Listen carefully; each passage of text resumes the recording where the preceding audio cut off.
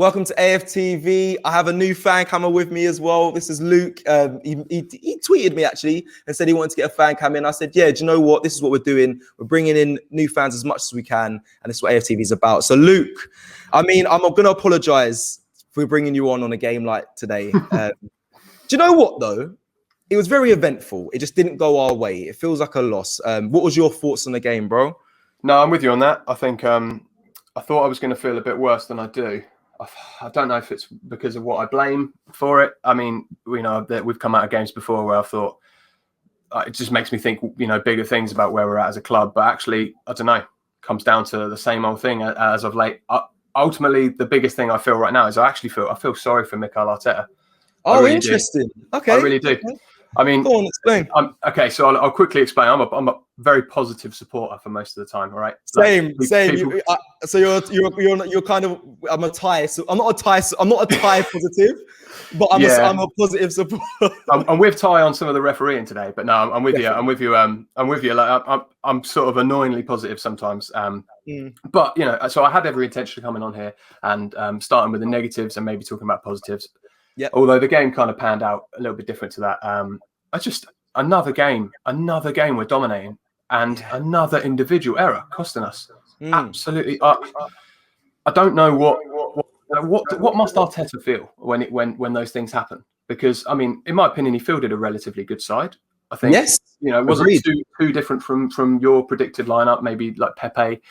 And I think the biggest shot was probably Chambers, but I don't think that was a bad start. I mean, he's a bit more of a rugged player. I don't really like him at centre-back, so having him at right-back, I thought the one thing I take from him is he tries to get forward. He tries to put the ball forward. It's all we want, crying out for just anyone to play the ball forward. I'm okay with that. I thought, Willian, I like Willian starting. He's been finding form. I agree. It's not been just a sort of one game thing. He's been really slowly finding form, but I like him starting. His final ball, I mean, I know he technically set up Aubameyang, but Aubameyang did all the work there. But technically, he still somehow got the most assists in an Arsenal shirt, which is crazy. Probably part of the problem. Yeah.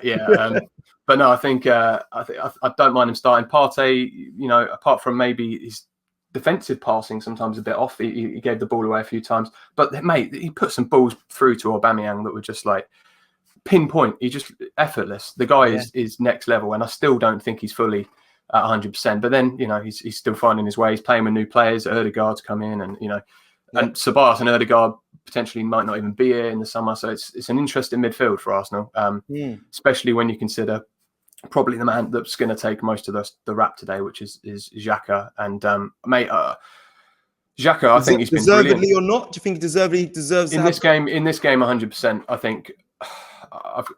100%. I think he's been solid for 12, 30. Okay, how many games he's played? 90 minutes. 12 games. He's been quite. He's been consistent. Very. Yeah, he has his times. He has his moments. Like I can look back to the last game against Burnley where he got red carded, and I'd say he cost us there. Unfortunately, today I'm going to be with you here and say he may have cost us today, but yeah, he's been consistent. So I wasn't angry seeing him. Like you said, in the starting 11, I thought we put out a strong starting 11. When you said you feel sorry for Arteta, I questioned it, but I'm with you, bro. Because no, man, what's wrong with that first 11? You could, I don't think you can put in any players there that make any difference. Especially, I mean, I'll get to the chances, even the subs. Yeah, I mean, I can't. I struggle most of the time, genuinely most of the time, to see where Arteta got it wrong that led directly to us losing. And I think, man, it's a bigger question there to Arteta. He's had probably the hardest season to manage anyone. I mean, it's just the weirdest year in the world, let alone just football. But also, difficult. Arsenal's a big job, and anyway, that is a different question. But in terms of this game, Granit Xhaka, I mean, the thing that upset me in this is when he just does the basics, which he's been doing so well. He's got flair. He's got some nice passing. I think he's a good player, and he's been a lot more reliable as well, which is something that he didn't used to be. But I'm a bit bored of the same things leading to these moments that go forward. That they keep doing this thing where they sort of look behind them to see if there's almost an easier pass, and it's like, mate, you're not even under the pressure, but you invite the pressure. Do you scream Absolutely. at the TV? I just say, mate, I just shout forward. Yeah. I don't care. Sometimes I'd rather them just put it forward and Aubameyang not quite get to it and lose possession than lose possession, if you know what I mean. Do you know what I mean? Bro. I mean, I don't know. I'm hating the passes to the keeper. I know, again, as Arteta, he obviously wants to employ sort of possession management. It's what Arsenal have done for years as well. But you're not telling me that Xhaka's following instructions at the back there. That is a madness moment. I mean, you're a striker, Cecil. Yeah. Like, Chris Wood is doing the very basics there. He's only making an angle. He's not pressuring him. He's not going in one way. Nothing. But he invites it. You know, basically the way I saw it was should have cleared our lines, passed back to Leno again instead. He should have cleared his lines. You know, and then he passed back to Xhaka, who then should have cleared his lines. And then, you know, how many chances in one movement do you want to just clear your lines? Yeah. Clear your lines, just hit it up the field. If you really invite that pressure, which does happen, like, you know, and I'm not the best footballer, but, you know, I can criticize it when you see it. It's just like, it's so plain to see. Just hit it up the line. Yeah, it was. That's probably the biggest part. I mean, that obviously was the biggest turning point. Saying that was, I thought half time came at a good point for us.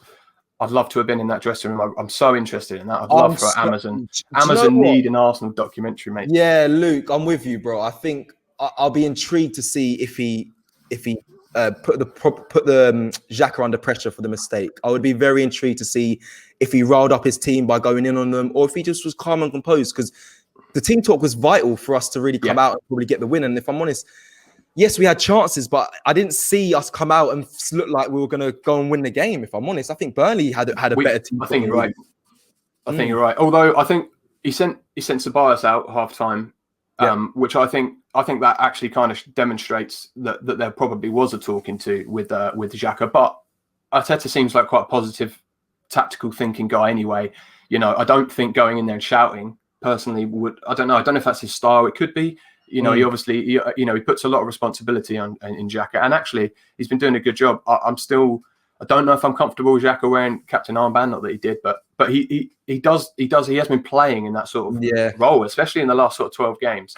But actually, I think that might be one of our biggest issues is that kind of leader who's going to grab the team and just tell people to stop making these mistakes or be that voice.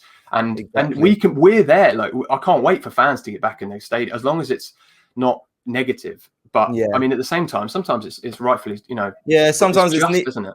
Yeah, sometimes it's needed, especially in times like this. Like we can't go over the line at the moment. Hopefully, the fans can, when we come back in, can be positive to get the team back into winning ways. But right now, it's been tough. I wanted to quickly, obviously. I want to ask who you thought was the man of the match for Arsenal, but I know you might want to quickly talk about the chances that were missed. I don't know if you want to quickly touch on that. I think basically just, again, it probably touches on the fact that I don't blame Arteta for that performance. And I don't blame him for a lot of these just stupid mistakes that have been happening. They're purely individual errors. So, and he makes some relatively good subs. I thought, at the time, I thought Saka might come off because he was on a yellow and he was flying in on some challenges. But bless him, he's just trying. Like, I'd be doing the same. He just wants the ball back as much as possible. So yeah, the chances. I mean, we had plenty of chances. I think the substitutions, I don't think were too wrong. Saka, like I said, I thought Saka might come off because he was flying into some chances, but he was only trying. Bless him, I think. But I think that the subs were all right. I didn't see any problem with that. I mean, look at what we created. Not just chances, absolute tapping for Pepe. Yes. I mean, he's had an absolute howler there, and I'm not. I don't even know what to say about that. And then right at the end, all over the balls flying off shoulders, people getting sent off. When I don't know what's going on with that. That's absolute madness. And then hitting the post. I mean, I don't see how we could have made any more chances. Burnley were always going to try and shut up shop. Burnley are a difficult team to break down. So even when we get past the keeper, they've still got two people on the line, and then they've got a post that just wants to save everything when they don't as well. So it was a killer, Luke. Right, before we wrap up, just quickly, who was your man of the match? I'm asking everyone today for Arsenal. Who did you think had a good performance? It's a really tough one, actually. I don't think there was anyone that really stood out as, I like to look at Mari. There was some hesitant defending. I don't really know if I can give it to a defender, but then at the same time, I'm tempted to just give it Saka because he just tries so hard. Yeah. Like Aubameyang was really good in the first half. decent goal. I mean, Pope maybe should have saved it, but when you whip them like that, you're a striker. When you're using a defender as cover there and you're whipping it, what can you do? I don't know. It's a toss up between Aubameyang and Saka. I think for me, Saka edges it just because the kid just does not give up to the very end. So yeah, I think my man of the match personally for Saka. Interesting. Thank you, Luke, so much for speaking with us. Okay, and hopefully we can get you back on again soon. Yeah. Before we go, is there anyone you want to quickly just shout out? I don't know if you got a channel or anything you. No channel, but I just got a few friends of mine that have been watching the channel for a long time. So big up Connor, Jack, Luke, Ollie, Ryan, and Sam, and also Stephen Featley TV. You might know him. He's been on the channel a few times with Robbie. But yeah, he does a lot of Arsenal work and a lot of stuff for children's liver disease. So the guy's a saint. But yeah, also big up yourself, Cecil, AFTV. Thank you for having me on, and also just putting out content every day. It's been wicked.